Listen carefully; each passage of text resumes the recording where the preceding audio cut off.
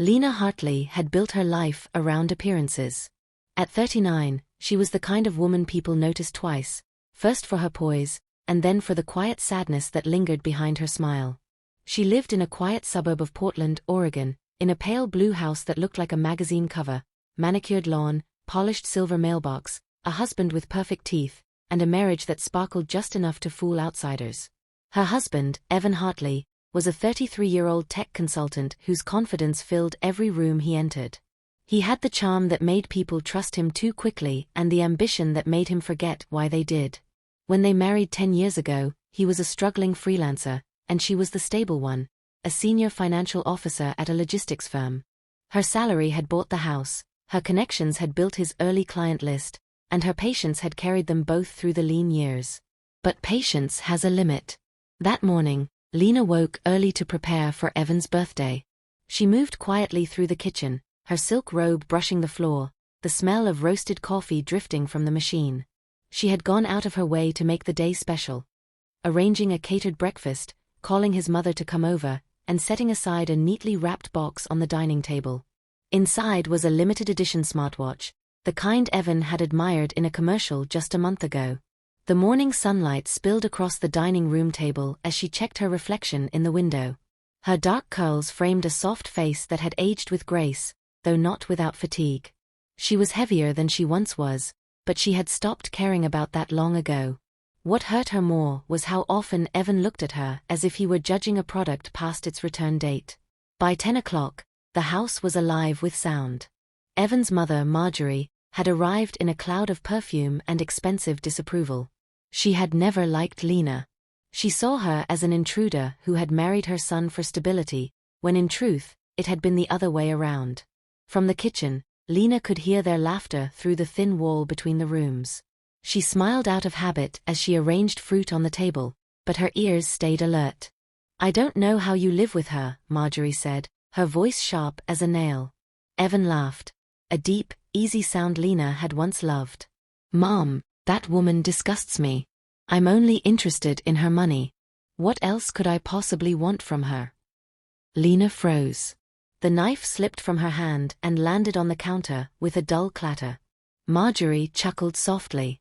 "I always knew she'd be useful for something. But you must be careful. She's not stupid." "She doesn't have to be," Evan replied. "She's just comfortable. And comfort makes people blind. I can play this game a little longer." The world fell silent for Lena. The only thing she could hear was her own heartbeat pounding in her ears. She stood there for nearly a full minute, staring at the bright oranges and berries she had so carefully arranged, her mind trying to make sense of words that shattered the image of the life she thought she had. Her first instinct was to confront him. To burst through the doorway and demand an explanation. To scream until he felt what she felt. But she didn't. She did something else instead, something colder. She quietly stepped away from the counter, smoothed her robe, and walked upstairs. Her reflection in the hallway mirror startled her. She looked composed, even serene, but inside her chest burned. In their bedroom, she sat at the edge of the bed and tried to breathe. Her fingers trembled as she reached for her phone, scrolling through years of messages, photos, and half-hearted apologies that suddenly seemed meaningless. Then she saw something. A text from 3 months ago, one she had brushed off at the time. Evan to his mother, "Don't worry, once I get access to her accounts, everything will be fine." She hadn't understood it then. She did now. When Evan came upstairs later that morning, she was already dressed. He smiled at her, the picture of charm. "You look beautiful, babe. You didn't hear us talking earlier, did you?" "No," she said calmly, lying as smoothly as he did every day. He kissed her forehead. "Good. Mom was just giving me her usual advice about money." Lena smiled faintly. "I'm sure she was." They went through the rest of the day as if nothing had happened. The brunch. The laughter. The guests. Evan blew out his candles and kissed her in front of everyone, pretending to be the perfect husband. But inside, Lena was already gone. That night, long after the party ended, she sat in the study with a pen in her hand and a calmness that surprised her. She wasn't planning revenge. Not exactly. She was planning freedom. She had spent her career managing finances, understanding markets, and building stability. That skill was now her weapon. By dawn, she had moved every dollar she owned to a new account under a different name.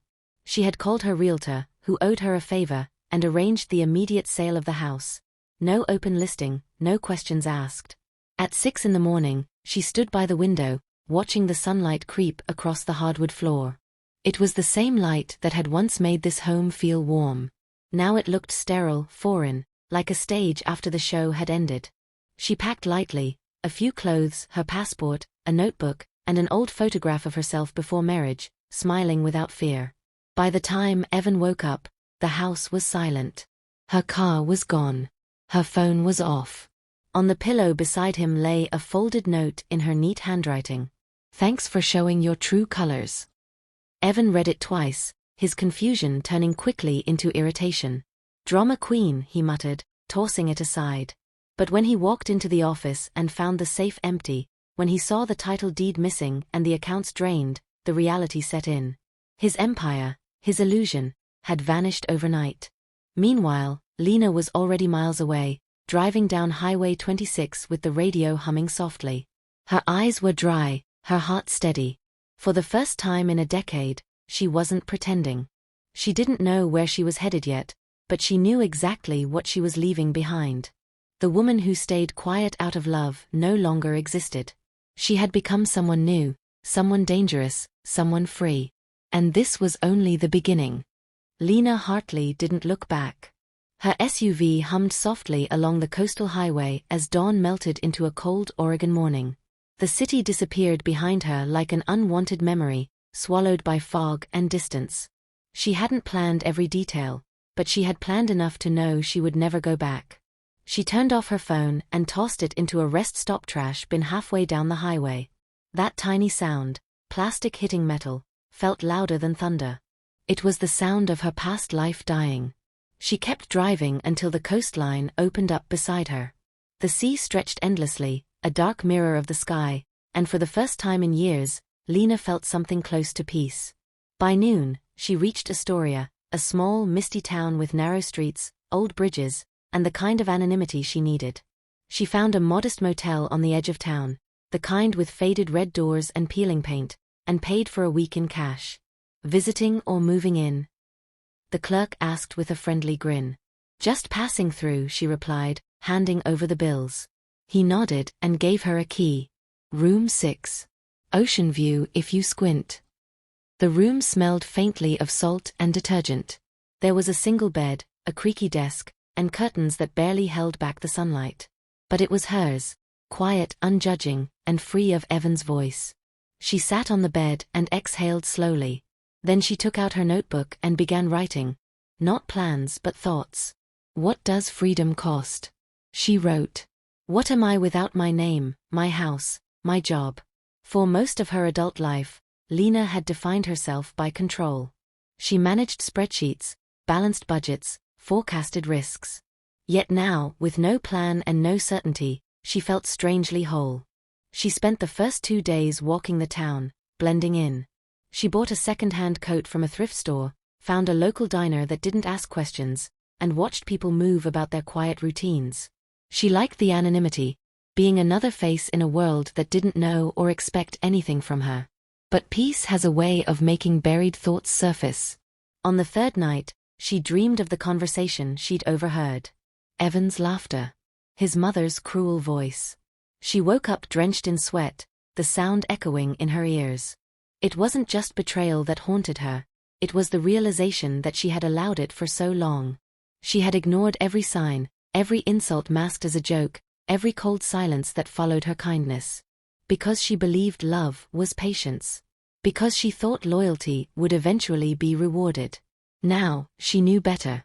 Meanwhile, back in Portland, Evan's perfect life was unraveling. At first, he was confident he could fix it.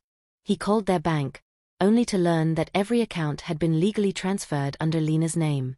He contacted their realtor, who informed him, politely but firmly, that the house sale had already gone through and the funds were beyond his reach. Then came the reporters. It started as whispers, a leaked financial audit showing suspicious transfers involving one of his consulting contracts. A journalist from an online magazine called, asking questions about missing campaign funds. "Mr. Hartley," the woman said over the phone, "can you confirm if your wife's recent financial moves are connected to your pending audit?" He froze. What audit? By the time he hung up, sweat beaded on his forehead. He didn't know it yet, but his mother's advice to play along until you inherit had just cost him everything. Lena had kept detailed records. Every withdrawal, every transfer, every message where he'd discussed hiding money from clients. She hadn't meant to expose him at first. But in her quiet rage, she had left breadcrumbs where she knew the truth would eventually find him.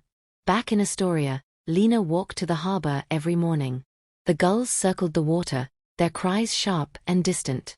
She found a small coffee shop overlooking the docks and made it her routine to sit by the window, sipping coffee and reading local job listings. One ad caught her attention. Bookkeeper wanted. Small marine supply store seeks reliable help. Experience preferred. It wasn't glamorous, but it was something. The next day, she walked into Kellen's Marine Supply, a dusty little shop that smelled of rope, wood, and salt. Behind the counter stood a man in his 50s with windburned cheeks and kind eyes. "You must be here about the bookkeeping job," he said. "That's right. I'm Lena." "Just Lena," she replied. He extended a hand. "Kellen, you ever worked with inventory or small business accounts?" "I was a financial officer for 10 years," she said, choosing not to mention where. He chuckled. "Then this'll be a vacation for you." She started the following morning. The work was simple, balancing ledgers, organizing invoices, making sense of messy receipts, but it grounded her. Kellen never pried into her past. He respected her silence, and she respected his trust. Weeks passed quietly. She began to sleep better. She laughed with the waitress at the diner, helped Kellen fix his computer, and even began sketching in her notebook again, something she hadn't done since college. Yet even peace carries a shadow. One afternoon, she walked into the shop to find a customer reading an article on his phone. The headline made her stomach twist. "Local tech consultant under investigation for fraud, wife missing after selling $1.8 million home." Her photo, taken from an old company website, stared back at her. The man frowned. "Poor woman, huh? Wonder what happened to her." Lena smiled faintly. "Yeah, poor woman." That night, she sat on the motel balcony with a blanket around her shoulders, watching the sea swallow the horizon. She felt the weight of everything she'd left behind, the years, the name, the noise, and realized that her silence was no longer weakness. It was power. She had vanished from Evan's world, but she hadn't disappeared. She had simply reappeared somewhere new, as someone he could no longer touch or define. She didn't need revenge. She didn't need closure. She needed to live. And in that moment, with the sound of the waves below her and the future wide open, Lena finally believed she could. The morning fog rolled over Astoria like a ghost refusing to rest. Lena Hartley woke to the soft sound of rain against her motel window. For the first time in years, she didn't dread the day. There were no deadlines, no obligations, no Evan rehearsing his charm in the mirror before another meeting. Just quiet. She made a cup of instant coffee and sat on the small balcony overlooking the gray ocean. The smell of salt and wet pavement drifted up from below. She wrapped her sweater tighter around herself and watched the distant fishing boats disappear into the mist. For a fleeting moment, she almost convinced herself that the past couldn't find her here. But the past doesn't knock politely. It breaks the door if you don't answer. At 9 o'clock, she arrived at Kellen's Marine Supply for work. The shop was already open, its old wooden sign creaking in the breeze. Inside, the space smelled of seawater and machine oil. Kellen stood behind the counter, scribbling notes on a clipboard. "Mornin', Lena," he greeted without looking up. "Got a delivery today, new shipment of boat parts from Seattle. Think you can help me organize the invoices after lunch?" "Of course," she said, setting down her bag. "How's the weather treating you?" He smirked. "Same as always, cold, wet, and honest. Can't say the same about people." Lena smiled faintly, unsure if it was just a passing joke or something more pointed. She had begun to enjoy Kellen's quiet, no-nonsense company. He was a man who worked with his hands, spoke little, and trusted slowly, a kind of simplicity she hadn't known in her old life. The morning passed quickly. She balanced the accounts, sorted receipts, and updated the digital inventory. The numbers made sense, and for someone who'd spent years watching her husband manipulate them for greed, it was oddly healing. Around noon, the doorbell above the shop chimed. Lena looked up.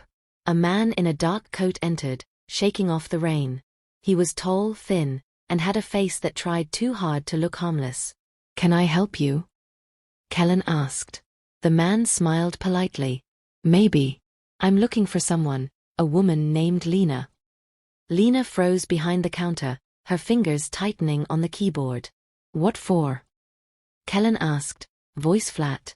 She used to work for a logistics firm in Portland. "I'm a private investigator." The man reached into his pocket and flashed a card. "There's some concern about her sudden disappearance. People are worried." "Worried," Kellen repeated, unimpressed. "Funny, people don't usually hire investigators when they're just worried." The man chuckled softly. "You're right. Let's just say there's money involved, and questions that need answers." Kellen's gaze flicked toward Lena. "Haven't seen anyone like that around here." Lena forced herself to stay calm. She looked down, pretending to be focused on a ledger. Her heart hammered so loudly she thought they might hear it. The man lingered for a moment, studying her from the corner of his eye, then slipped a business card onto the counter. "If you do see her, tell her someone back home just wants closure. No trouble." He turned and left, the bell chiming softly behind him. Kellen waited until the sound of footsteps faded before speaking. "Want to tell me what that was about?" Lena stared at the floor. "I think someone's looking for me, but I didn't do anything wrong." He nodded slowly, leaning against the counter. "Didn't think you did. You've got the look of someone who's been hurt, not someone who's caused trouble." "Thank you," she whispered. "You planning to disappear again?" She hesitated. "I don't know." "Well," he said, walking toward the back room, "you've got work here as long as you need it. Just be careful who you trust." That night, Lena couldn't sleep. She sat on the edge of her bed, turning the investigator's words over in her mind. "People are worried." She knew exactly who that meant. Evan. Or maybe his mother. Or maybe the press that had been feasting on her absence. She turned on the motel television. The local news was covering a political scandal, and there he was. Evan Hartley. His once slick confidence had crumbled. Tech consultant and local candidate Evan Hartley is under federal review after allegations of embezzlement and falsified contracts, the reporter said. Investigators have discovered multiple accounts tied to offshore transfers. His wife, Lena Hartley, has not been located since the sale of their Portland home. A photo of her face flashed on the screen. It was from a company website, polished, professional, smiling. A woman who no longer existed. The report continued. Sources close to the investigation suggest she may have unknowingly managed some of the financial records involved. Lena's stomach twisted. "Unknowingly," she whispered. "They were going to make her the scapegoat. Evan would do whatever it took to protect himself, even if that meant framing her for his crimes." She turned off the TV and stood at the window. Rain streaked the glass, and her reflection stared back at her, tired but defiant. For the first time since leaving, fear began to creep in. She had escaped the marriage, but not the shadow it cast. By morning, she made a decision. She couldn't keep hiding forever. If Evan wanted to drag her name through the mud, she would fight, not with anger but with truth. She gathered everything she still had, her notebook, her old laptop, and the encrypted USB drive she'd taken from their home office. It contained years of records, emails, transactions, evidence of his schemes. She hadn't realized how valuable it would be until now. When she arrived at the shop, Kellen noticed the resolve in her eyes. "Rough night?" he asked. "Just a long one," she said. "I think I know what I need to do." He nodded. "Then you should do it. Don't wait for the storm to pass. Sometimes you have to walk right into it." After work, Lena drove to the small public library downtown. The librarian, an elderly woman with soft gray hair, greeted her kindly and pointed her toward a quiet computer corner. Lena logged into an anonymous email account and began typing. Her fingers trembled slightly at first, but soon steadied as purpose took over. She attached the files from the USB drive and sent them to 3 destinations: a federal investigator's office, an independent journalist who had covered the story, and a non-profit watchdog organization. Each message was simple and unsigned. "You're looking in the wrong place. Here's the truth." When the last message sent successfully, Lena leaned back and exhaled. She felt an unfamiliar lightness, not the giddy kind, but the deep bone-level relief that comes from finally letting go. The next day, the news exploded. Headlines flooded the media. Whistleblower evidence exposes Hartley's embezzlement scheme. Anonymous source sends proof of fraud, wife cleared of suspicion. Evan's face filled every screen again, but this time there was no charm in his eyes, only desperation. Cameras followed him as he shouted at reporters, denying everything. By evening, his campaign was suspended. His mother, Marjorie, released a statement blaming Lena, but no one believed it anymore. The documents were too detailed, too precise. From her motel room, Lena watched the chaos unfold with quiet satisfaction. She didn't smile. She didn't celebrate. She just felt free. But freedom, she realized, isn't just about leaving someone. It's about reclaiming yourself afterward. The next morning, she returned to work as usual.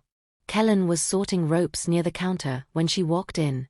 "You look lighter," he said.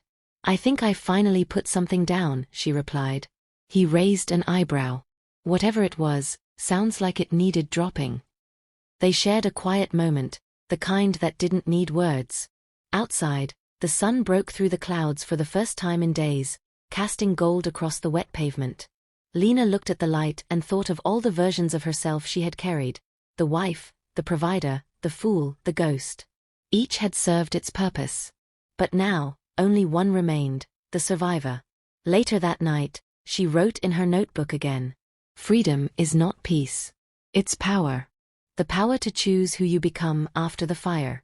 She closed the book and smiled. For the first time, she wasn't afraid of what came next. The morning air in Astoria had shifted. The usual gray mist had lifted, letting sunlight pour across the harbor like melted gold. Fishing boats bobbed in the water, and gulls squawked greedily as dockworkers hauled in nets. For the first time since Lena Hartley had arrived, the town looked almost bright. She was changing too, in small, quiet ways. It had been 2 weeks since she'd sent the anonymous files that exposed Evan's fraud. The investigation had widened. News outlets were circling his name like vultures. She avoided the updates now. Her part was done. The past could consume itself without her watching. Lena woke up earlier these days, took morning walks along the waterfront, and found comfort in the rhythm of routine. She even started keeping a little journal, not of fear or anger anymore, but of small victories. Slept through the night. Bought fresh bread from the market and laughed at something silly. Realized I don't miss him at all. It was a strange feeling, learning to live again. Freedom, she found, was not loud or dramatic. It was quiet, steady, like the sound of breathing after holding it for too long. At the shop, business was steady. Kellen had expanded their online orders, and Lena's careful bookkeeping had made everything smoother. Customers came and went, the register chimed, and the world felt safe again. One Friday afternoon, while Lena was organizing the back office, Kellen appeared at the doorway holding 2 mugs of coffee. "You've been in here since lunch," he said. "You hiding from me or the receipts?" She smiled. "Both, maybe." He handed her a mug and leaned against the doorframe. "You're good at this. You know that, right? Most people drown in paperwork. You actually seem to enjoy it." "It's what I'm good at," she said, taking a sip. "Numbers don't lie. People do." Kellen chuckled. "Ain't that the truth?" There was something steady about him, the kind of steadiness that didn't demand attention but held it quietly. He wasn't charming like Evan had been. He didn't fill the air with noise. Instead, he gave space, and that space made Lena feel seen in a way she hadn't for years. They worked in silence for a while until he said, almost casually, "You ever think about staying here longer?" Lena looked up. "In Astoria?" Yeah. You fit here. Folks like you don't just drift through small towns unless they're running from something or running toward something. She hesitated. I'm still figuring out which one I am. Kellen nodded, not pushing. Well, for what it's worth, we could use you around here. She smiled softly, feeling warmth spread through her chest. That's kind of you. He shrugged. Just honest. The days passed peacefully after that. In the evenings, Lena often joined Kellen for coffee on the shop's small back porch overlooking the docks. They would watch the fishermen return, talk about nothing important, and sit in the comfortable silence of people who didn't need to fill every gap. One night, as the sun dipped behind the horizon, Kellen said quietly, "You ever think about telling me what you're running from?" Lena didn't look at him. Would it change anything if I did? No, he said.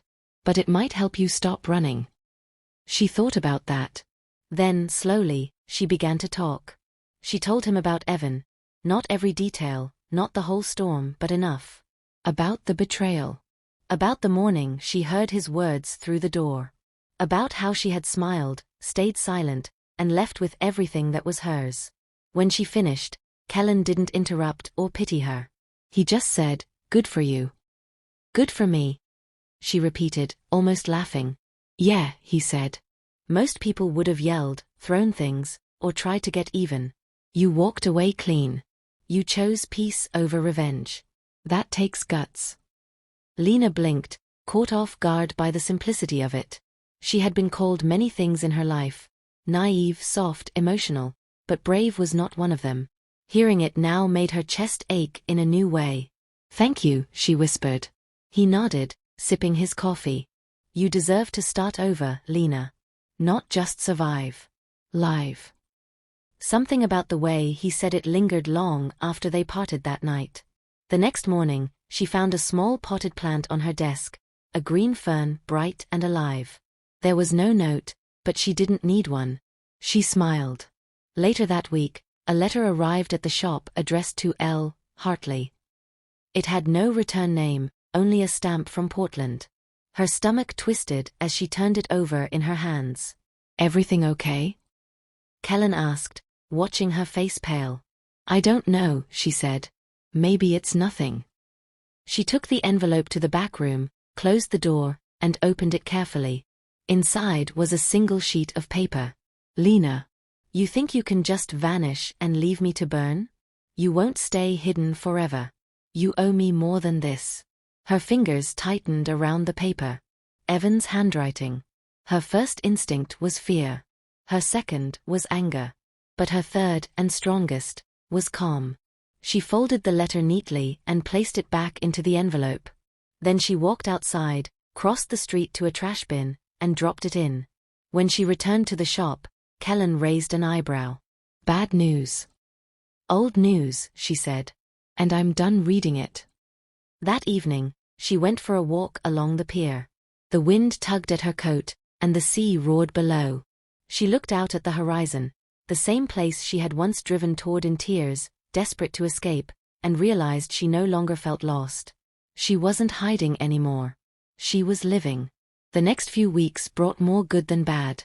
She found a small apartment near the harbor, just 2 rooms, but with big windows that caught the morning light. She filled it with second-hand furniture and the kind of quiet that felt earned. She even started painting again, rough, simple landscapes of the sea and sky. Each brushstroke was a piece of herself returning. Sometimes Kellen would stop by after closing hours, bringing takeout or beer. They'd sit on the floor surrounded by her half-finished canvases and talk about everything from fishing to second chances. One night, as they laughed over a shared meal, Lena realized she wasn't afraid of being seen anymore. Kellen looked at her and said softly, "You know, Lena, you smile differently now." She tilted her head. "How so?" "It reaches your eyes." She didn't know how to respond, so she just smiled again. For the first time in a long while, the future didn't feel like something to fear. It felt like something to walk toward. Back in Portland, Evan's downfall continued. His company was dissolved, his accounts frozen, and the media's fascination with his disgrace deepened daily. He tried to paint himself as the victim, but no one believed him. His mother vanished from public view, unwilling to face the wreckage she'd helped build. Lena never looked back. She didn't need to. The fire she'd walked through had already burned everything that didn't belong in her next life. One Sunday morning, as she stood on her balcony watching the sunrise, she whispered to herself, "This is what freedom looks like." And for once, the words didn't feel like a hope. They felt like truth. The ocean had a way of erasing things. Footprints on the sand. Names carved into driftwood. Even memories, if you stood by the water long enough and let the wind take them. Lena Hartley had learned that lesson over the past few months. Her new life in Astoria had become more than just an escape, it was a quiet rhythm. Mornings began with sunlight filtering through her window, followed by coffee and the low hum of the harbor. Days ended with laughter, small talk, and the gentle peace of being safe. But peace, like glass, is fragile. It started with a phone call one gray afternoon. Lena was at the shop, sorting receipts, when the phone rang. Kellen was in the back unloading supplies, so she answered. "Hello, Kellen's Marine Supply," she said, tucking the phone between her shoulder and ear. There was silence at first. Then a familiar voice said her name. "Lena." Her breath caught. The paper slipped from her hands. "Evan." "You sound surprised," he said softly, his tone laced with something between anger and amusement. "I was starting to think you were dead." She gripped the counter to steady herself. "How did you get this number?"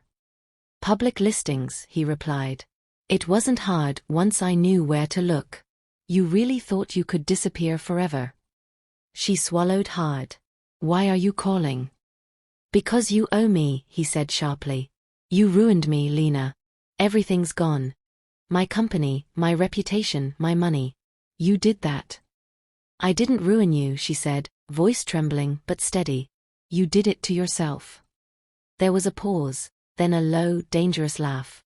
"You always were good at pretending to be innocent. But this isn't over. You can't just walk away like none of it mattered." "I already did." Before he could respond, she hung up. Her heart was pounding, but her hands were steady.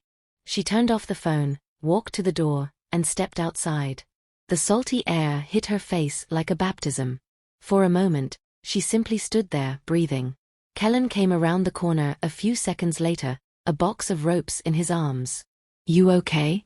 You look like you've seen a ghost." "Maybe I did," she said quietly. He frowned. "You want to talk about it?" She hesitated, then nodded. They went inside, and she told him everything. The call, the threats, the fear that had resurfaced like a wound reopening. Kellen listened, jaw tightening slightly. When she finished, he said, "He's trying to scare you back into silence. Don't let him."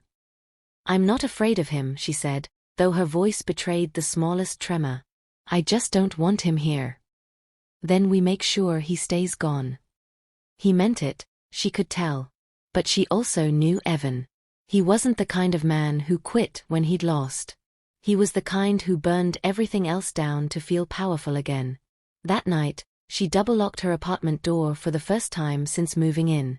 She turned off the lights, sat by the window, and watched the street below. Every passing car made her heart jolt. Days passed without another call. She began to hope it had been a final outburst, that Evan had vented his anger and moved on. Until Thursday.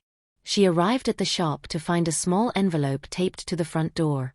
Her name was written across it in the same slanted handwriting she'd seen 100 times on old birthday cards. Inside was a single photograph, her house in Portland, taken from the street. And on the back, written in black ink, "Miss me yet?" Lena stood frozen. The world tilted slightly beneath her feet. Kellen found her minutes later, still holding the photo. One look at her face, and he knew.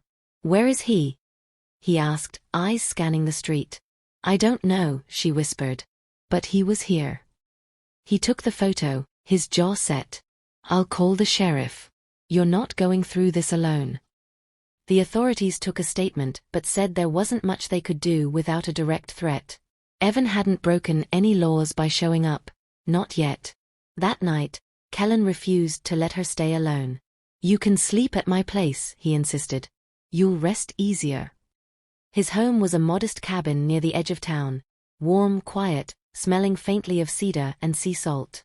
He made her tea, and they sat in the living room as rain began tapping softly against the windows.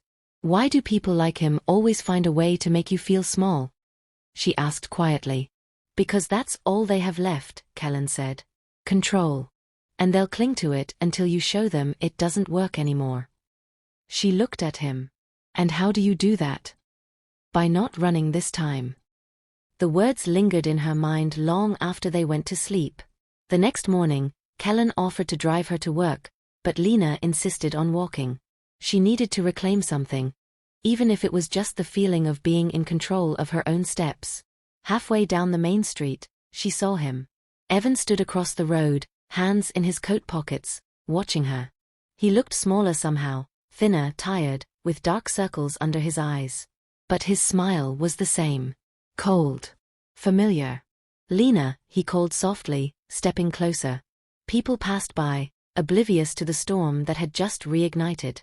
"Go home, Evan," she said, voice trembling but loud enough for him to hear. "You don't belong here." He stopped a few feet away. "Neither do you." "I do now." He laughed bitterly. "You think you can start over with your little shop job and your small-town life? You were nothing without me." Her eyes hardened. "That's where you're wrong. I was everything before you. You just made me forget." Evan's smile faltered for the first time. "You think you're better than me?" "No," she said calmly. "Just free." She turned and walked away, her heart pounding but her steps steady. Evan didn't follow. He just stood there, watching as she disappeared into the sunlight. When she told Kellen what happened, he was ready to drive to the sheriff himself. But Lena stopped him. "No," she said. "He wanted a reaction. I'm not giving it to him. I won't let him take up space in my life anymore." Kellen studied her face, then nodded. "You're stronger than you think." "I'm finally realizing that," she said with a faint smile. Over the next week, the tension began to fade. Evan never showed up again. Maybe he'd finally seen that she wasn't his to intimidate anymore. Or maybe the law had caught up with him again. She didn't care enough to find out. What mattered was that he no longer lived in her head. On a crisp Sunday morning, Lena stood on the pier, sunlight glinting on the water. She breathed deeply, feeling lighter than she had in years. Kellen joined her, hands tucked in his jacket pockets. "Beautiful day," he said. "It is," she replied. "Feels like the beginning of something." He glanced at her. "Maybe it is." She turned to face him. "Thank you, Kellen. For everything." "You don't owe me thanks," he said. "You did the hard part. You stopped looking back." Lena smiled. "Maybe now I can start looking forward." The sea sparkled around them, endless and free. For the first time, Lena didn't feel like she was running. She felt like she was home. The storm had passed. For the first time in years, Lena Hartley woke to silence. Not the heavy, suffocating silence of her old marriage, but the soft, peaceful kind that fills a room when everything is right. The sunlight spilled across her small apartment, warm and golden, painting the walls in gentle shades of morning. She stretched, took a deep breath, and smiled. The world felt different now, lighter, like she had finally exhaled after holding her breath for too long. Weeks had passed since Evan's unexpected visit to Astoria. The sheriff's office had followed up after Lena's report, and though Evan hadn't been seen again, word came through that federal investigators were finalizing charges against him. His assets were frozen, his accounts under scrutiny, and his reputation in ruins. He was gone, not dead but gone from her world, and that was enough. Lena poured herself a cup of coffee and stepped out onto her small balcony. The harbor below was already alive with movement. Seagulls swooped over fishing boats as the morning sun danced across the water. A breeze brushed her hair, and she closed her eyes, letting the sound of the sea wash over her. This was her peace. At the shop, Kellen was already hard at work, stacking crates near the counter. When Lena walked in, he looked up and grinned. "Mornin', sunshine," he said. "You look like you actually slept last night."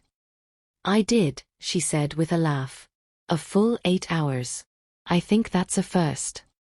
"Miracles happen," he said, handing her a clipboard. Inventory came in early.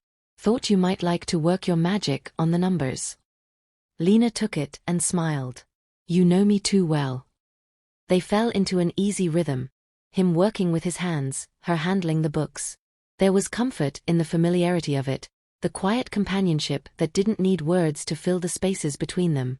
Around midday, Kellen ordered sandwiches from the diner across the street. They sat outside on the bench behind the shop, eating in the mild spring sun. Do you ever miss Portland? He asked after a while. She took a sip of her drink and thought for a moment. I used to. Not the city, but the idea of who I thought I was there. But I don't anymore. That version of me doesn't exist now. He nodded. You sound like someone who's finally done looking over her shoulder. I think I am. Kellen leaned back against the bench. Good. You deserve that. She looked at him and saw something in his eyes, something kind, steady, and real. For the first time, she didn't shy away from it. That evening, when the shop closed, Kellen asked if she wanted to join him at the local fairground. It was a small community event, food stalls, music, and a few old rides that creaked and groaned but still worked. Lena hesitated. It had been years since she'd gone anywhere for fun. Are you sure you want me tagging along? I'm sure, he said with a grin. Come on, Lena. You've earned a little fun. The fair was alive with laughter and color. Children ran past with cotton candy, couples strolled hand in hand, and the air smelled of popcorn and grilled corn. For a moment, Lena felt out of place, too aware of her age, her scars, her history. But then Kellen handed her a paper cup of lemonade and pointed toward the carousel. Come on, he said. Don't tell me you've never been on one. She laughed. Not since I was 10. Then you're overdue. He offered his hand. She hesitated only a second before taking it. The warmth of his palm sent a flicker through her chest. As the carousel spun, Lena watched the lights blur into soft ribbons of gold and blue. The music was old and slightly off-key, but she couldn't stop smiling.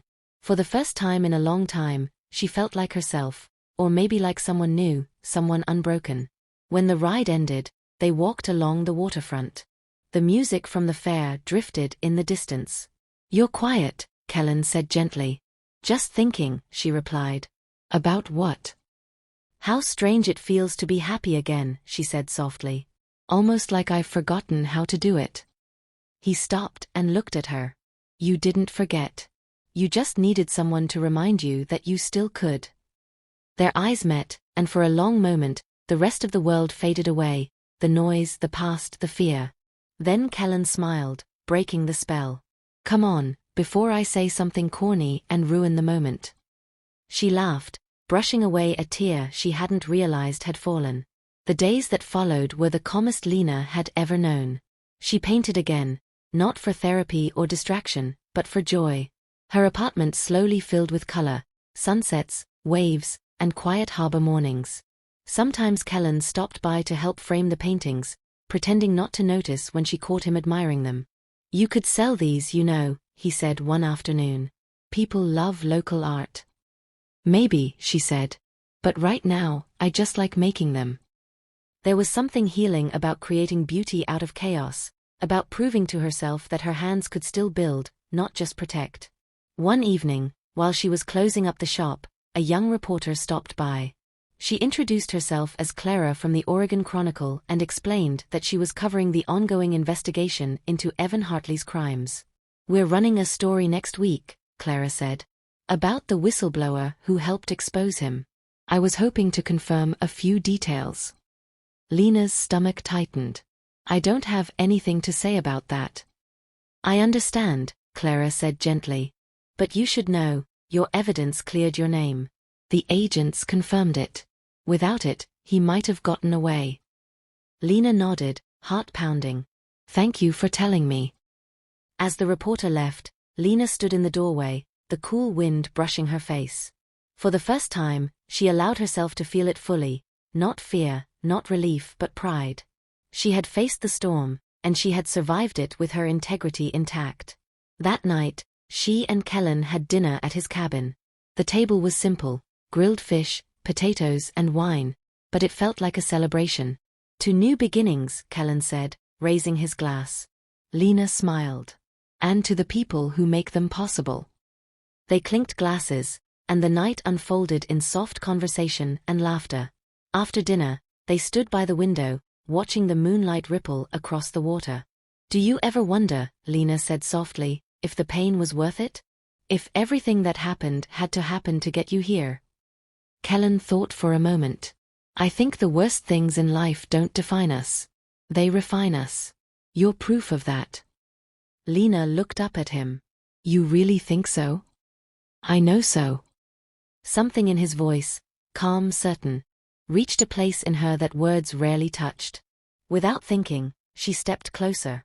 He didn't move, didn't speak, just waited. When their lips met, it was soft, unsure, but real. And in that moment, Lena realized that love wasn't about saving someone.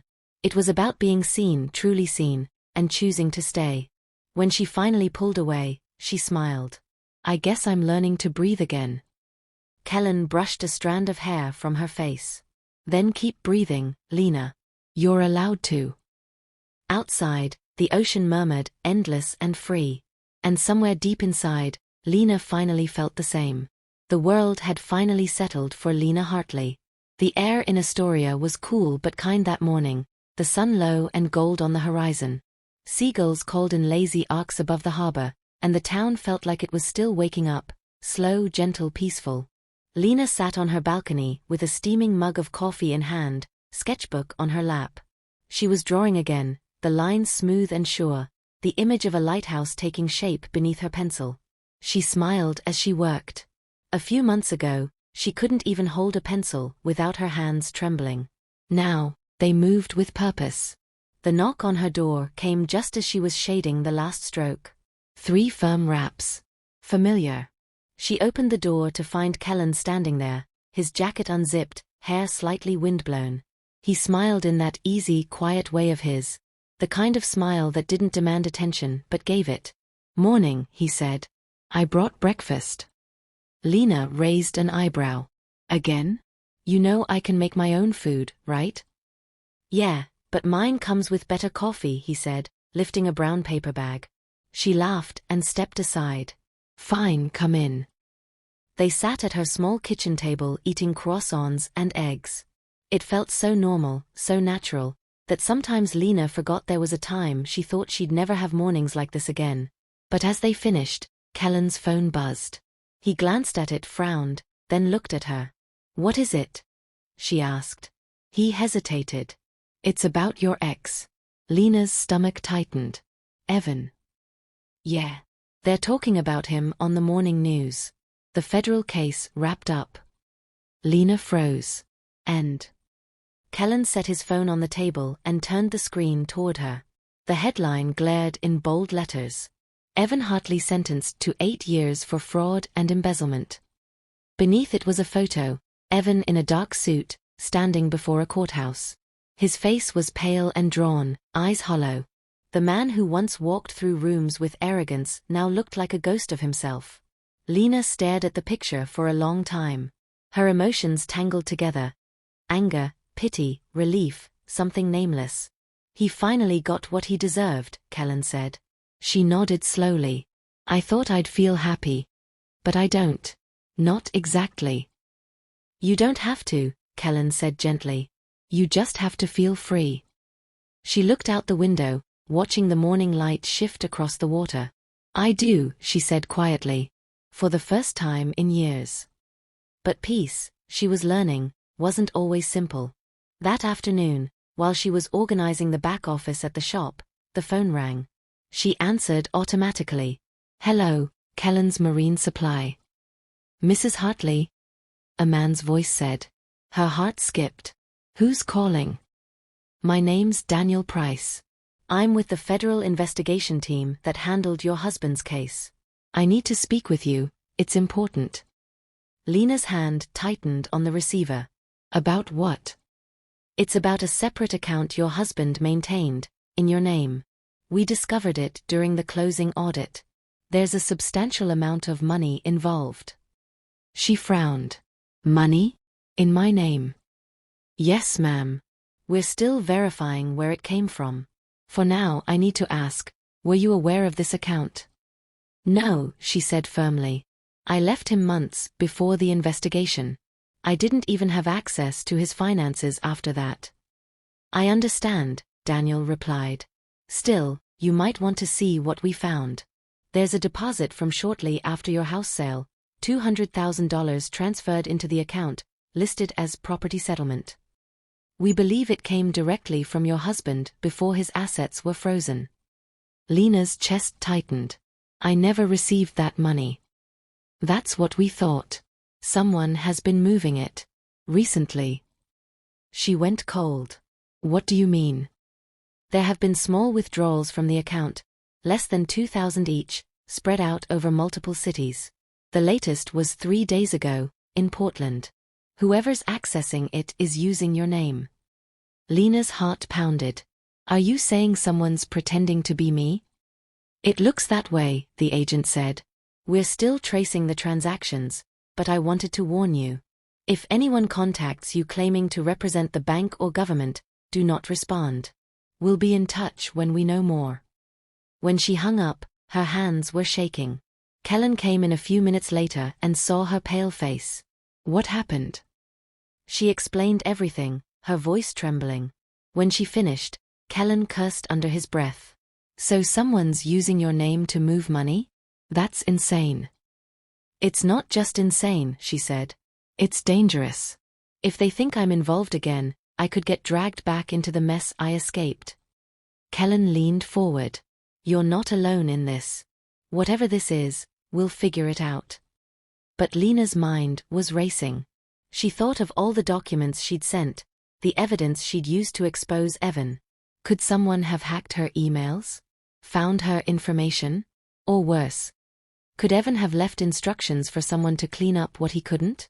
That night, she couldn't sleep. She sat by the window, watching the dark waves crash against the pier, her mind spinning. Around midnight, her phone buzzed. A text message. Unknown number. You thought it was over, didn't you?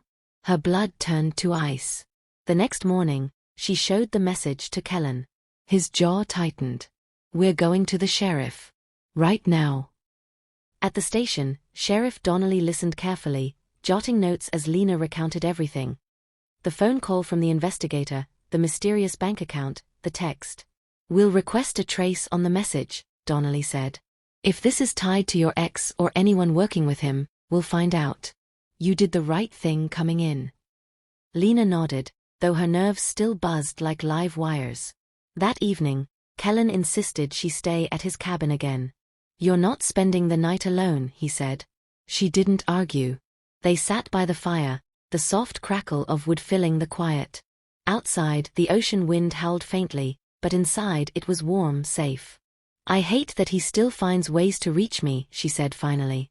Kellen looked at her. Then don't let him. You've already beaten him once. Whatever this is, we'll beat it too. She nodded, meeting his eyes. You really believe that? I do, he said. You're stronger than anyone who's ever tried to break you. She smiled faintly, leaning her head against his shoulder. You always know what to say. He grinned. That's because I listen. They sat like that for a long time, the firelight flickering across their faces, two survivors finding solace in each other's quiet. But as the flames burned low, Lena couldn't shake one thought.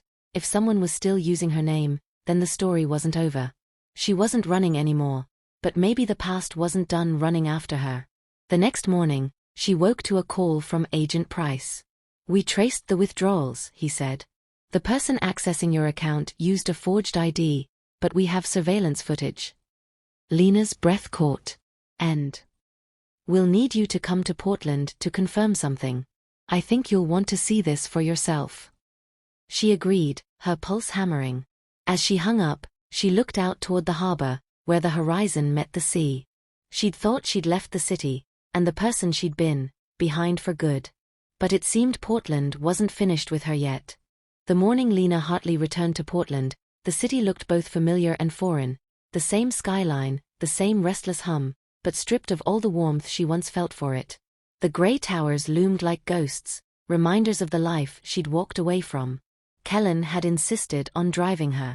His old pickup hummed steadily along the highway, the sea fading in the rearview mirror as they cut inland through the rain.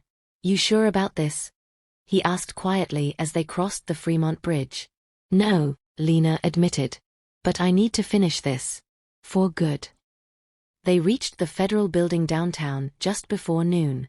Agent Daniel Price was waiting in the lobby, a tall man in his 40s with calm eyes and a clipboard tucked under his arm. "Mrs. Hartley," he greeted her. "I appreciate you coming in." "Just Lena," she corrected automatically. "I don't use that name anymore." He nodded. "Understood. Let's step into my office." Inside, the blinds were half drawn against the light.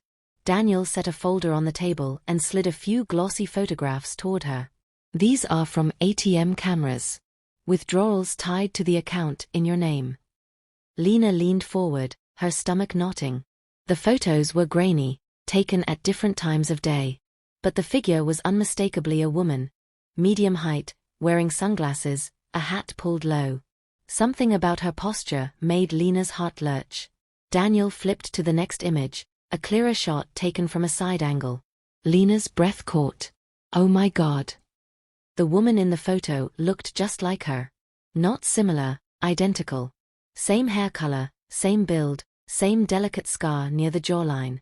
"She's using my face," Lena whispered. Daniel nodded grimly. "It's a high-quality forgery. Whoever did this had access to your personal data, possibly even biometric records. We believe it's connected to someone in your husband's old circle."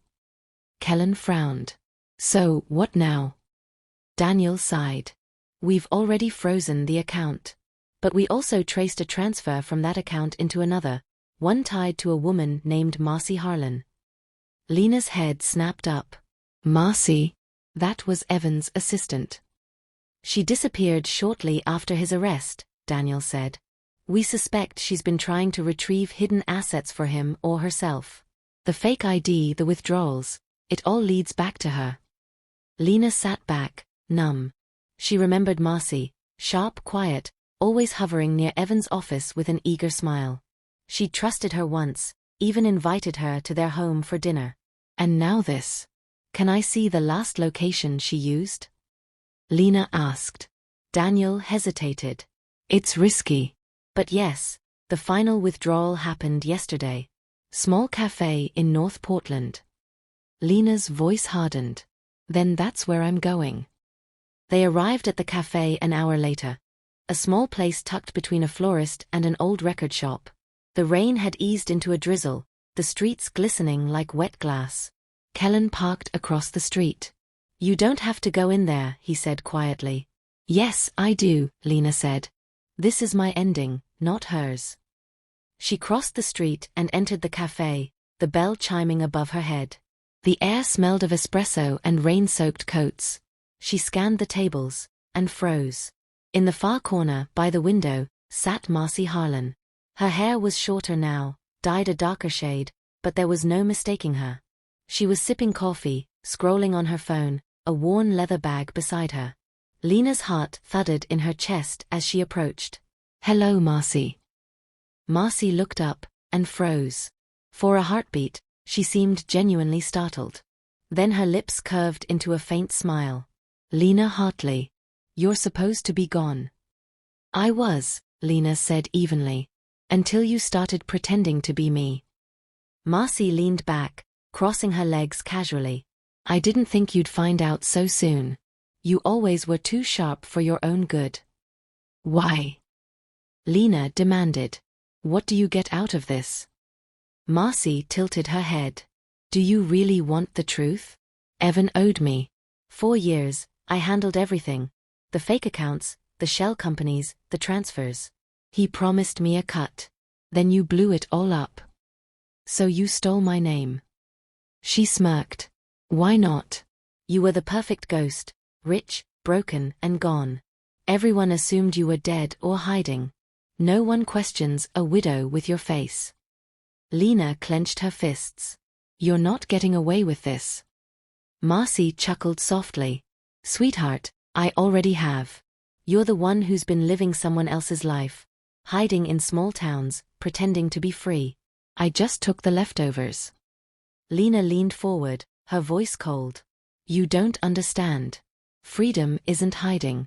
It's walking away without needing to look back. Marcy's smile faltered for the first time. Is that what you tell yourself? That you're not still running? Lena took a deep breath. No. I stopped running the day I left him. Then she stood, her gaze steady. You can keep pretending to be me, Marcy. But the world already knows who you are. At that moment, the cafe door opened, and Agent Price stepped in with 2 officers. They crossed the room swiftly. Marcy Harlan, Daniel said, showing his badge. You're under arrest for identity theft, wire fraud, and obstruction of a federal investigation. Marcy's eyes widened. You set me up. No, Lena said quietly. You set yourself up. As they cuffed her, Marcy turned toward her, fury and disbelief twisting her features. He loved me, you know. Not you. Lena smiled faintly. Then you can visit him in prison and tell him yourself. Outside, the rain had stopped. The sky was a soft silver, the city washed clean. Daniel shook Lena's hand. We'll take it from here. You did the right thing coming forward. Thank you, she said. For everything. Kellen slipped an arm around her shoulders as they walked back to the truck. So, he said softly, is it finally over? She looked out at the city skyline, the place that once caged her, now fading behind her once again. Yes, she said. For good this time. As they drove away, the last of the tension left her chest. She thought about the woman she had been, the one who endured whispers, betrayal, silence. That woman was gone. Now she was simply Lena. No title. No house. No shadows. Just herself. Weeks later, back in Astoria, she mailed one final letter. No return address.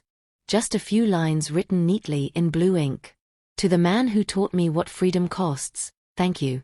I'm alive. I'm happy. And you'll never find me again. She sealed it and dropped it into the postbox by the pier, watching as the wind carried the scent of the sea through her hair. Then she turned toward Kellen's shop, where the day's work and her new life waited. For the first time in years, she smiled without pain. Freedom, she realized, wasn't running away. It was staying gone, even when you could return. 1 year later. The ocean had a different rhythm now. Where it once roared and raged like the storms that tore through her life, it now sang in steady, peaceful waves, the kind that whispered rather than warned. Lena Hartley stood barefoot on the cool sand outside her small seaside cottage, a mug of tea in hand and a quiet smile playing at her lips. It had been a year since she walked away from the chaos that once defined her. A year since she faced her past, stared it down, and decided it no longer had any power over her. Now, she lived simply. Her cottage overlooked the sea, painted soft blue with white shutters that Kellen had installed himself. In the mornings, she worked at the harbor office, managing ledgers and shipping schedules for local fishermen. In the afternoons, she painted. Her studio, a converted shed out back, smelled faintly of salt and turpentine, its walls lined with canvases of seascapes and sunsets. She sold her paintings at a small gallery downtown under the name L. Hart. No one connected her to the woman who had once made headlines as the vanished wife of a disgraced businessman. And she liked it that way. The world had moved on, and so had she. Kellen emerged from the cottage, a plaid shirt thrown loosely over his shoulders, carrying 2 bowls of oatmeal and a grin. You're up early, he said. I always am, she replied with a soft laugh. Old habits. He handed her a bowl and stood beside her, both of them looking out at the horizon. You know, he said, I never thought I'd see you stay put. You were always halfway to running, even in your sleep. She smiled faintly. I think I finally figured out there's nowhere left to run. I've already arrived. He slipped an arm around her waist, and she leaned into him, feeling the warmth of his presence. It wasn't the wild, consuming kind of love she once mistook for passion. It was gentler, built on quiet mornings, shared work, and the kind of trust that didn't demand anything in return. They finished breakfast as the gulls began their morning calls. Afterward, Lena walked down to her studio. A blank canvas waited on the easel. She picked up a brush, dipped it in pale gold paint, and began to trace the outline of the horizon. Each stroke was deliberate, calm. Painting, she'd realized, was how she spoke to the parts of herself that words couldn't reach. But today, there was something different in her rhythm. A thought lingering just beneath the surface. She set the brush down and looked at the small stack of unopened letters sitting on her workbench. All had been forwarded from her old P.O. box, official-looking envelopes, some with government seals, one with a law firm's insignia. She hadn't opened them. For a year, she'd chosen silence over curiosity. But today felt like a day for endings, not avoidance. With a deep breath, she picked up the one from the law firm. The letter inside was crisp and brief. Estate of Evan Hartley. Dear Ms. Hartley, we regret to inform you that Mr. Hartley passed away in federal custody 3 months ago. As his legal spouse at the time of conviction, you are the sole inheritor of certain remaining personal effects and a trust account containing residual assets recovered from seized property. Please contact us to arrange transfer or renunciation. Sincerely, Harlow and Finch, attorneys at law. Lena's hands trembled slightly as she read it. Not from grief, that part of her had long burned out, but from the finality of it. Evan Hartley was truly gone. She stood for a long moment, the paper fluttering softly in her fingers, before setting it down. Kellen appeared in the doorway a moment later, his expression curious. Everything okay? She nodded. Yes. Better than okay. Something from Portland? She smiled faintly. A ghost, finally buried. He walked over, brushing a strand of hair from her face. Do you want to talk about it? No, she said softly. I want to paint. He kissed her forehead and left her to it. Lena turned back to the canvas. With renewed clarity, she began to paint. Not the sea as it was, but as she felt it, vast, bright, alive. In the distance, she added a small boat sailing toward the light. When she finished, she stepped back and studied her work. The painting shimmered with calm, the kind that came not from stillness, but from survival. She signed the corner, L. Hart. Then, as she cleaned her brushes, her gaze fell to a small box tucked beneath the window. Inside was the only thing she'd kept from her old life, the note she had left behind when she disappeared. Some things can't be repaired. Some things shouldn't be. I hope one day you understand the difference. She folded it carefully and placed it in the box again, but this time she smiled. It no longer carried the pain it once did. It was just a reminder of where she'd been and how far she'd come. That evening, she and Kellen walked along the beach as the sun melted into the horizon. The waves lapped at their feet, cool and soft. I think I'll take a trip soon, Lena said. Kellen looked at her with an amused grin. Where to? You just said you're done running. She chuckled. Not running. Exploring. Maybe somewhere warm, Mexico, maybe Greece. I want to see how the sea looks from the other side. He nodded. Then we'll go. We? She asked with a teasing smile. Of course, he said. You think I'm letting you have all the adventures alone? She laughed, a sound that carried freely across the water. As the sun dipped below the waves, Lena looked out at the horizon one last time. There was no fear left in her, no ghosts chasing her through the night. Only the steady beat of the ocean and the quiet joy of knowing she had survived it all. Her story had begun with betrayal. But it ended here, in peace, in love, in freedom. And for the first time in her life, Lena Hartley didn't just believe she was free. She knew it. If you found Lena's journey inspiring, her fall, her courage, and her rebirth, don't forget to like, comment, and subscribe for more powerful stories about strength, healing, and new beginnings.